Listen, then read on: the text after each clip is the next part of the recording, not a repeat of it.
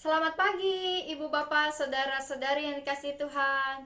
Kita bersekutu bersama kembali dalam persekutuan doa pagi online GKI Gading Indah di hari ini.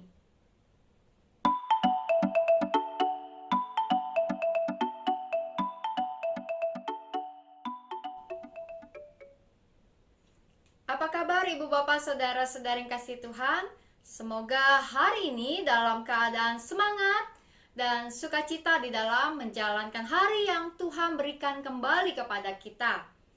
Dan waktu istirahat malam kita, semoga kita bisa istirahat dengan baik, dengan cukup, dan hari ini siap menjalankan aktivitas kita. Mari kita menyambut hari ini dalam lagu pujian kita, nyanyikanlah nyanyian baru.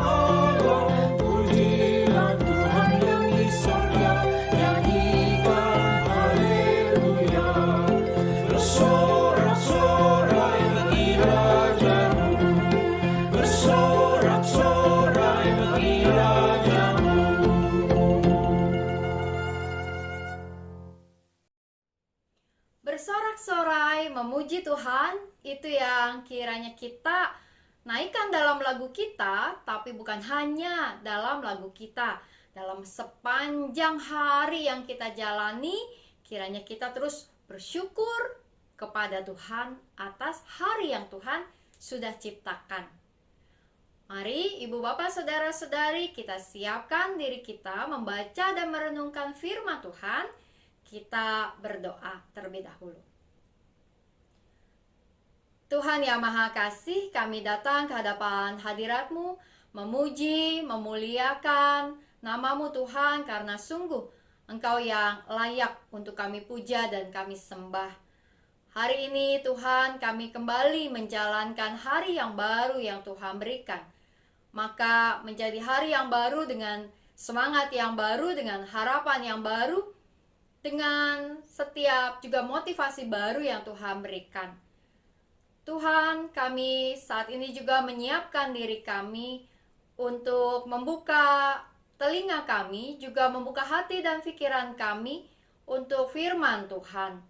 Kami hendak merenungkan firman-Mu, serta kiranya kami siap untuk melakukan firman Tuhan dalam kehidupan kami sehari-hari.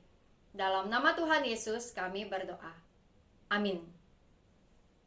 Ibu Bapak Saudara-saudari, pembacaan firman Tuhan terambil dari dalam 2 Timotius pasalnya yang keempat, ayat 14 sampai ayat yang ke-18.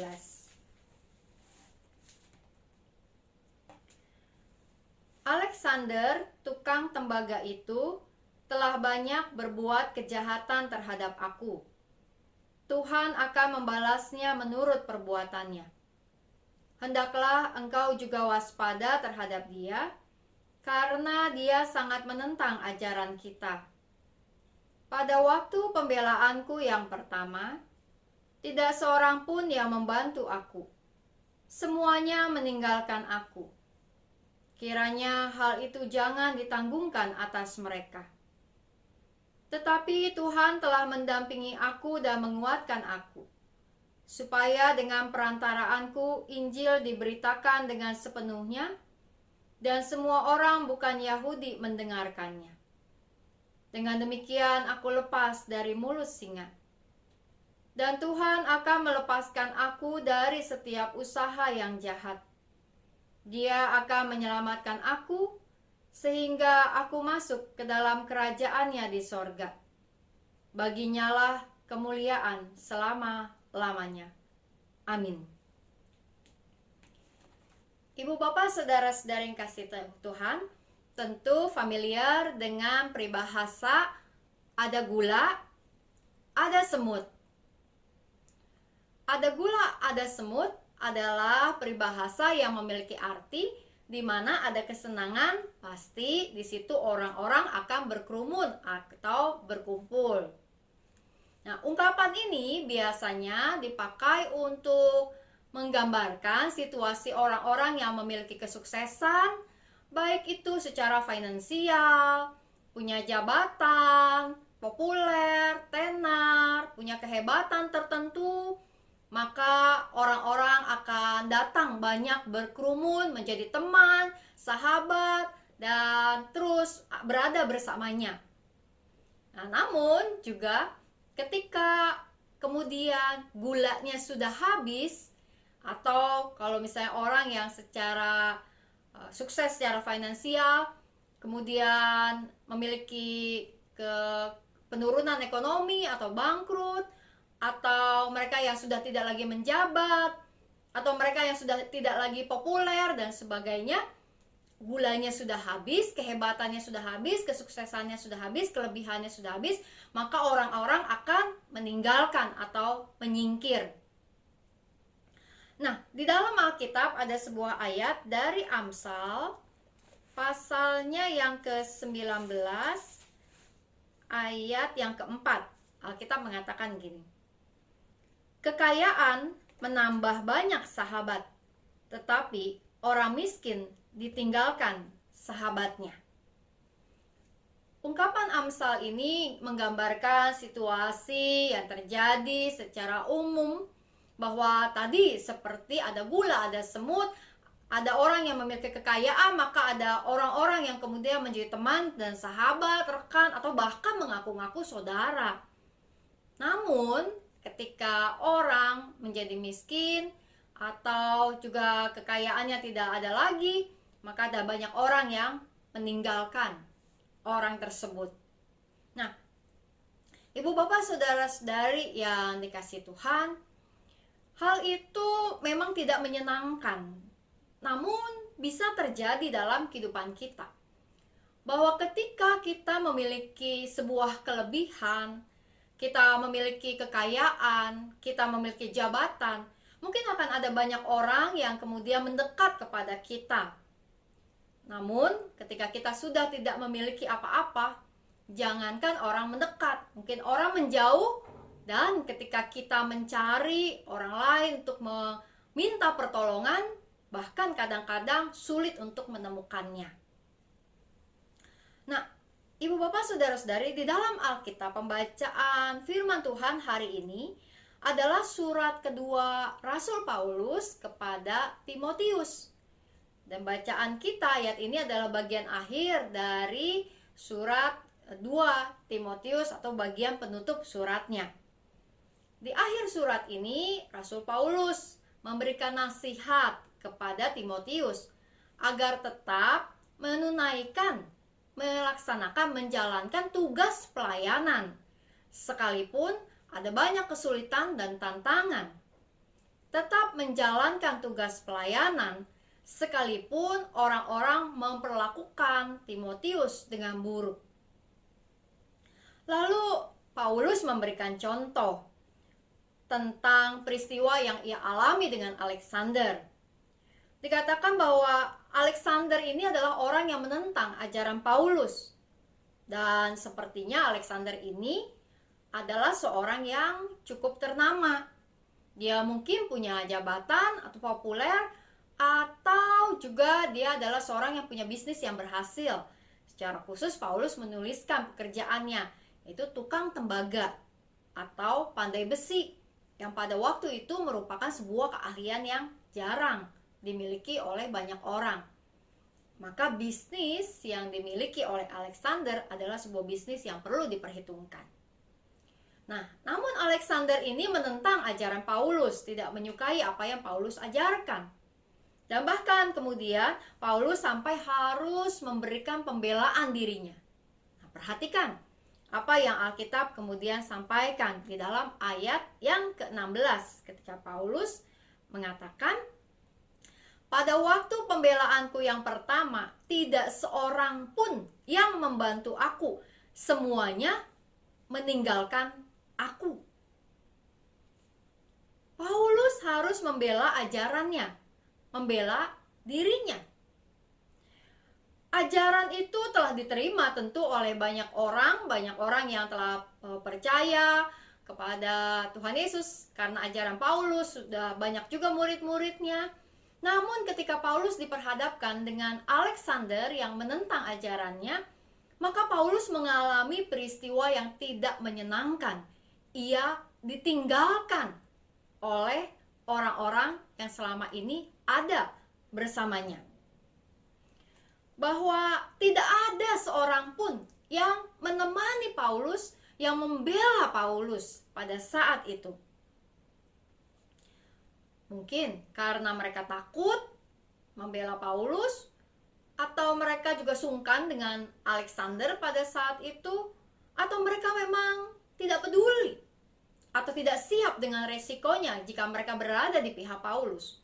Apapun itu, namun itulah yang dialami oleh Rasul Paulus.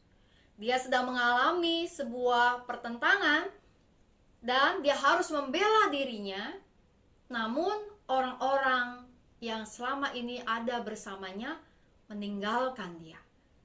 Tak seorang pun yang menemani. Ini tentu pengalaman yang berat, tidak menyenangkan. Perasaan yang membuat kita merasa sesak hati jika kita ada di posisi Paulus. Nah, Ibu Bapak Saudara-saudari, kita ingat juga tentu peristiwa seputar Via Dolorosa yang dialami oleh Tuhan Yesus. Tuhan Yesus pun pernah mengalami peristiwa ditinggalkan oleh orang-orang yang pernah mengagung-agungkan, menyebut dia sebagai raja, orang-orang yang telah menerima banyak makanan dan kesembuhan. Namun ketika peristiwa penangkapan dan penyaliban menjelang, orang-orang bubar. Para pengikut Yesus meninggalkan dia.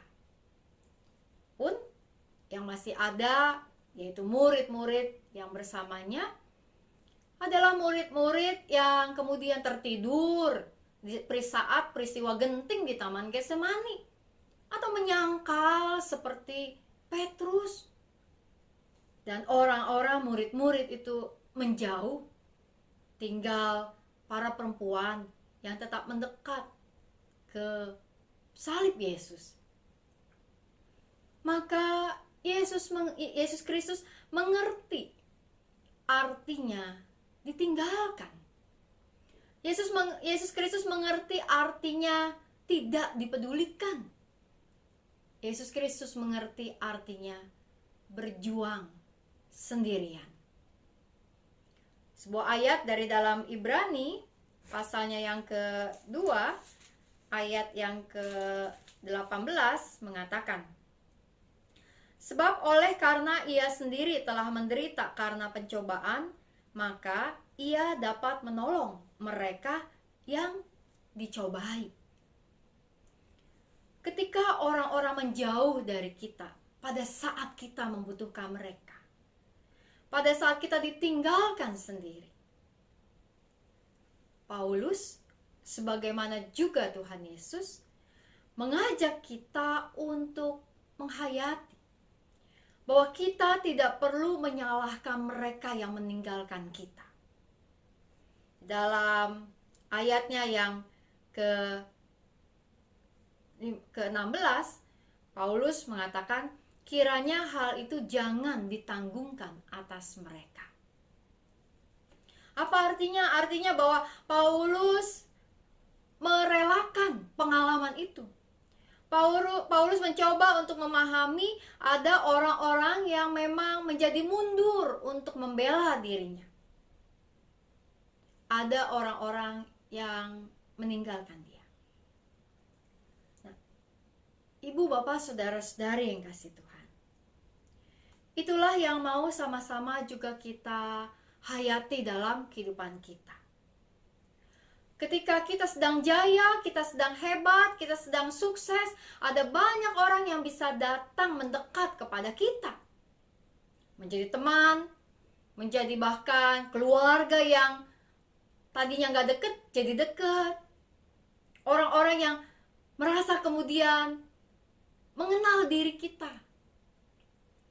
Namun ketika kehidupan kita sedang berada dalam keterpurukan, kita sedang berada di dalam lembah kekelaman, kita sedang berada di dalam titik atau kondisi yang tidak menyenangkan, mungkin kita bangkrut, mungkin kejayaan kita hilang, kita tidak lagi populer, jabatan kita habis, dan sebagainya, dan sebagainya.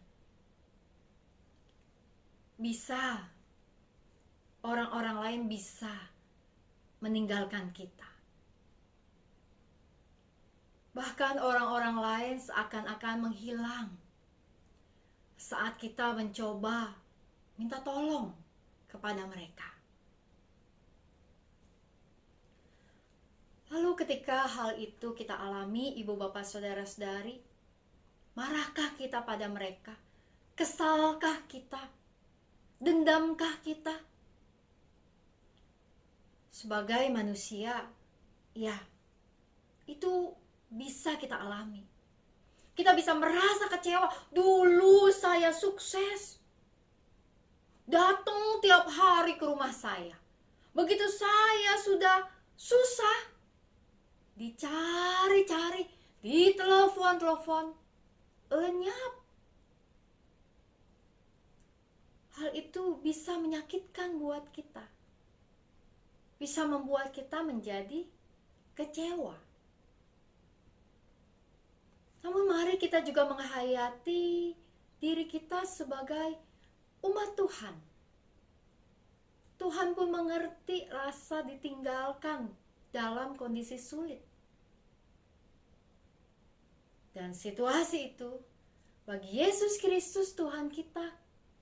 Dan dalam bacaan kita tentang Paulus, mengajak kita untuk menghayati bahwa pengalaman itu menjadi kesempatan bagi kita untuk kembali bergantung dan berserah penuh kepada Tuhan.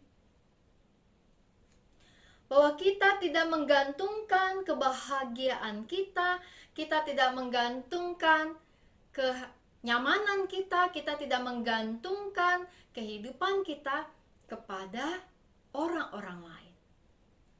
Kita mau belajar kembali dalam pengalaman itu untuk bergantung kepada Tuhan. Orang lain bisa menghilang, bahkan sulit untuk kita cari saat kita membutuhkan mereka. Kita mau memaklumi mereka.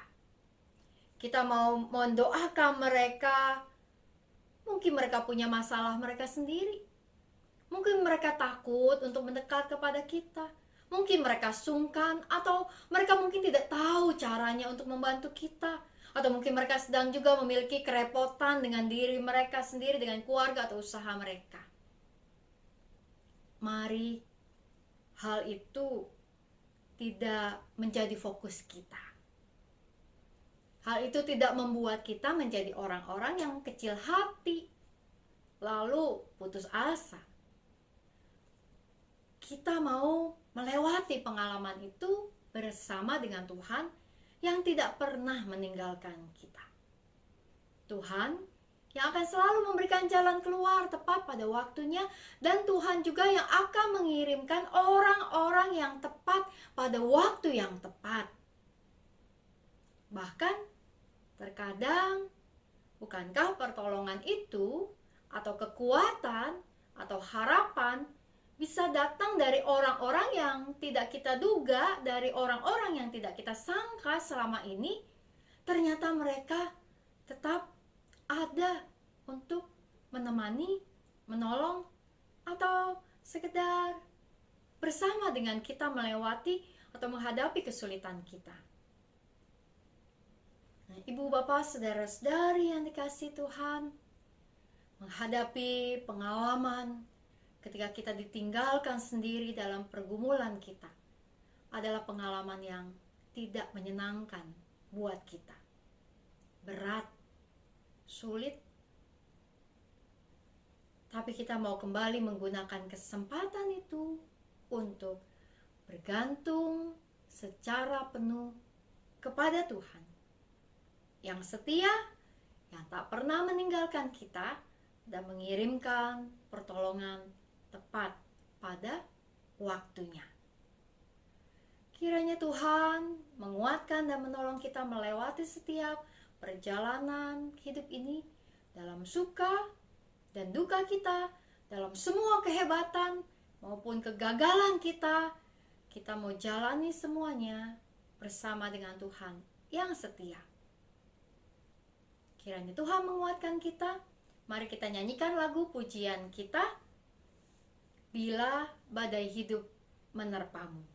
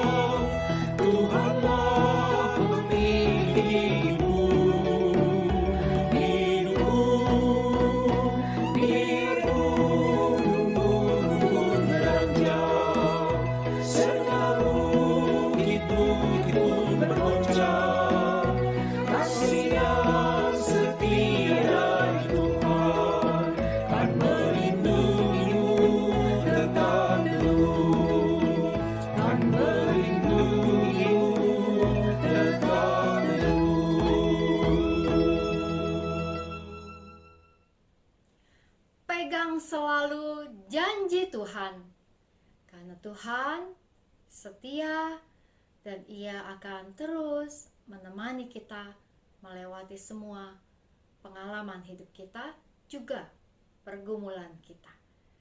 Mari kita membawa doa-doa kita kepada Tuhan. Kita berdoa. Tuhan yang Maha Kasih, kami menaikkan doa kami Tuhan ke hadapan hadirat-Mu pada saat ini. Kami membawa ungkapan syukur kami, ya Tuhan, kepadamu atas kasih setiamu yang tak henti-hentinya bagi kami. Tuhan, di dalam kehidupan kami, terkadang kami mengalami peristiwa-peristiwa yang tak menyenangkan.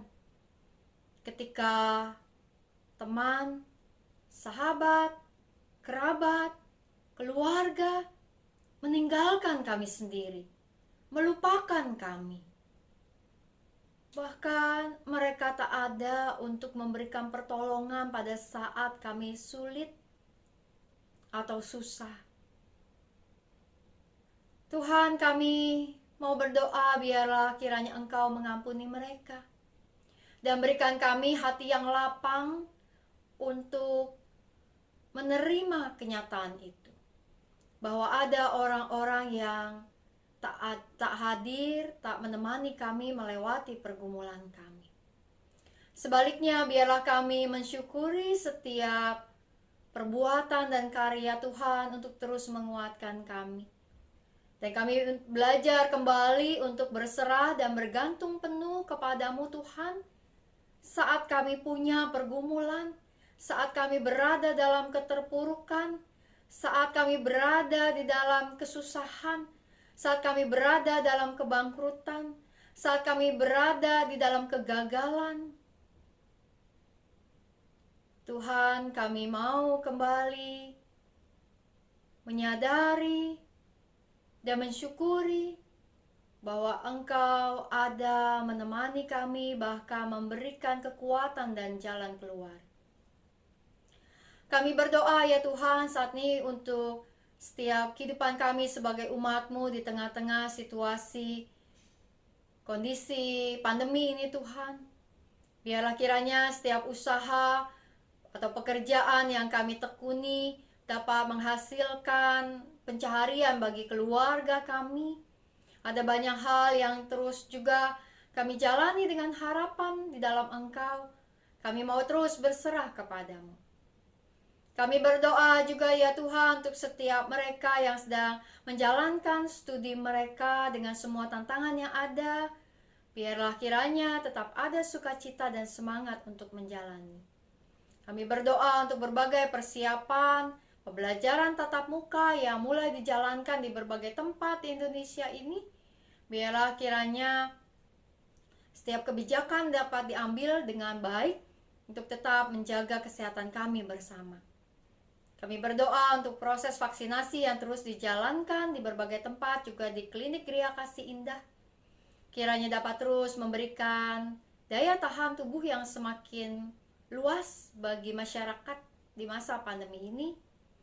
Kami berdoa untuk pemerintah kami pusat dan daerah dalam menjalankan kebijakan dan mengambil keputusan untuk tetap membuat Indonesia bertumbuh di masa-masa ini. Kiranya hikmat-Mu menyertai mereka. Tuhan, kami juga mau menaikkan doa kami untuk setiap pelayanan gereja-Mu, tim-tim digital, juga persiapan bulan keluarga yang semakin mendekat. Biarlah segala kegiatan yang gereja jalani dapat terus membawa kesaksian dan berkat, khususnya bagi pergumulan kami bersama-sama di masa pandemi ini. Tuhan, kami membawa doa kami juga ke hadapan hadirat-Mu Tuhan, untuk saudara-saudari kami yang sedang berada dalam pergumulan kondisi kesehatan mereka. Baik mereka yang sedang bergumul dengan virus COVID, maupun juga di dalam penanganan kesehatan mereka masing-masing. Biarlah kiranya Tuhan berikan kesembuhan dan kekuatan.